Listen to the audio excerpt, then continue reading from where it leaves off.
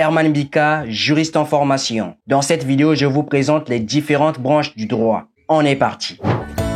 Le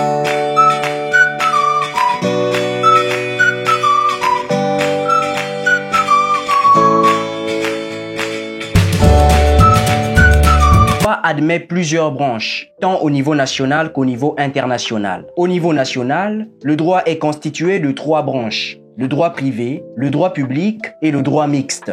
Au niveau international, en revanche, le droit admet 2 branches principales, le droit international privé et le droit international public. Tout d'abord, les différentes branches du droit au niveau national. Au niveau national, 3 branches constituent le droit. Premièrement, nous avons le droit privé qui se définit comme un ensemble des règles relatives aux rapports et à la vie des personnes privées au sein de la société. Ces personnes privées peuvent être des particuliers, donc des individus, ou des personnes morales comme des associations, des syndicats, des fondations ou encore des sociétés. Tout ce qui concerne le mariage et le divorce, la succession, les biens, le patrimoine, la responsabilité civile délictuelle, etc.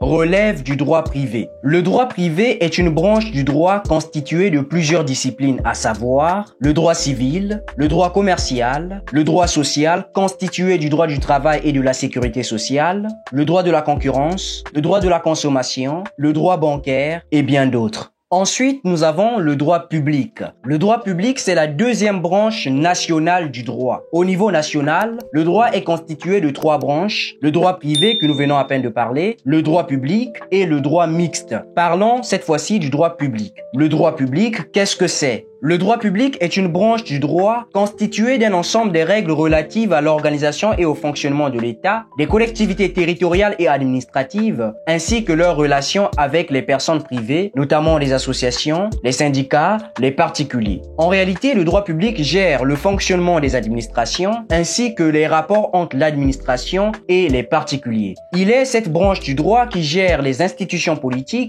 les administrations, ainsi que les relations ou les rapports entre l'administration et les personnes. Quand je parle de personnes ici, je fais allusion aux personnes physiques et personnes morales de droit privé, telles que des associations, des particuliers ou les individus, les syndicats, les fondations et bien d'autres.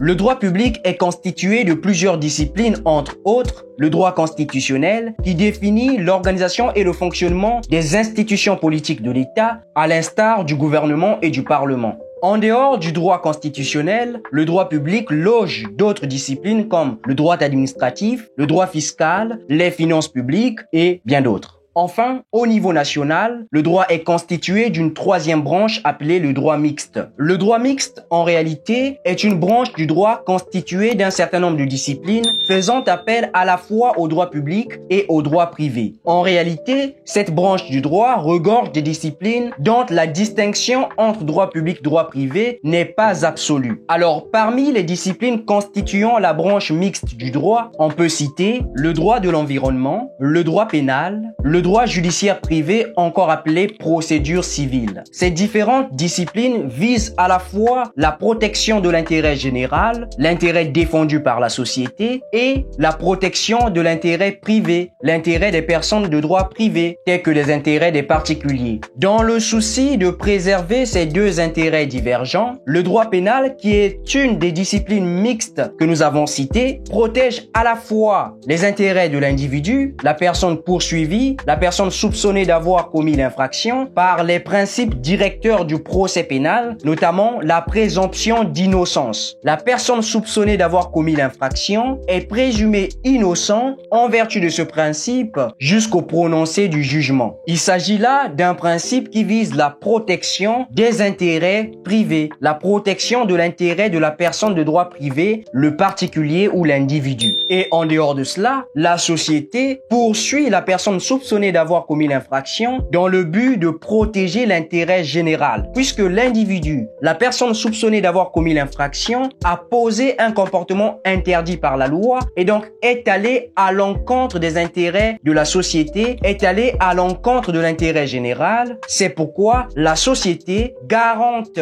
de l'intérêt général, est là pour poursuivre la personne, est là pour que justice soit faite. C'est donc l'intérêt général défendu par la société. Nous voyons pouvant donc, cette discipline du droit mixte, cette discipline du droit pénal, faire appel à la fois à la protection de l'intérêt particulier, la protection des intérêts des particuliers par les principes directeurs du procès pénal, mais aussi la protection de l'intérêt général qui est la poursuite de la personne soupçonnée d'avoir commis l'infraction. Outre la sphère nationale où nous trouvons trois branches constitutives du droit, le droit privé, le droit public et le droit mixte, dans la sphère internationale, le droit est constitué d'autres branches, à savoir le droit international public et le droit international privé. Le droit international public est une branche du droit international qui gère des rapports des États entre eux, mais aussi des rapports entre les États et les organisations internationales. Parmi les organisations internationales, on peut citer l'ONU, l'Organisation des Nations Unies, l'Union européenne ou encore la CEMAC, la Communauté économique et monétaire de l'Afrique centrale. Enfin, le droit international privé, qui est une branche du droit international qui gère des rapports entre les ressortissants des États différents. Par exemple, dans le cadre d'un mariage des ressortissants des pays différents. C'est le cas du mariage d'un Français, par exemple, et d'un Congolais.